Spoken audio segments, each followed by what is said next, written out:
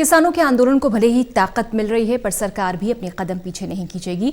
सूत्रों के मुताबिक सरकार बातचीत के जरिए समाधान चाहती है। बहुत संभव है कि दोनों पक्षों की संयुक्त कमेटी बनाकर मामले का समाधान निकाला जाए।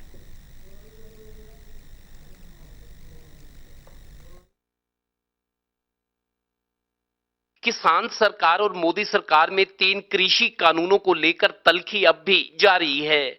सूत्रों का कहना है कि सरकार बातचीत के दरवाजे खुले रखेगी, पर झुकेगी नहीं।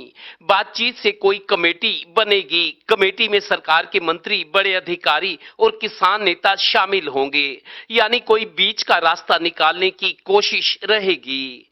इधर जिस एमएसपी पर किसान हमलावर हैं, पहले उसे जान लीजिए कि एमएसपी किन हालात में चर्चा में आई और तत्कालीन प्रधानमंत्री लाल बहादुर शास्त्री ने किसानों को इसकी गारंटी क्यों दी थी। ऐसे एमएसपी का इतिहास उस चीज से जुड़ा हुआ है जब अमेरिका ने हिंदुस्तान को गेहूं देने से इनकार कर दिया था।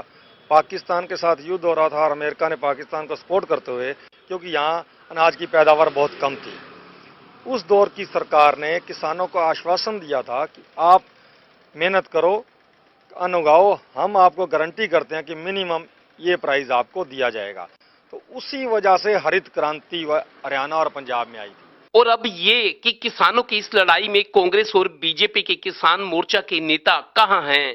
क्या वो अपनी पार्टी का मुंह देख रहे हैं? क्या वो बयान जारी करके 4 दिन से खुले आसमान के नीचे बैठे किसानों को नैतिक समर्थन भी नहीं दे सकते? फिर किसानी के नाम पर राजनीति और वोट की मांग क्यों?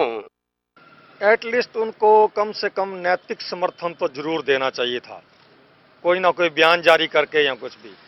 और जो वक्त की सरकारें होती हैं, जो उनके मोर्चे होते हैं, बने होते हैं, वो तो उन सरकारों के दबाव में होते हैं। सच जान के भी वो सच बोल नहीं सकते।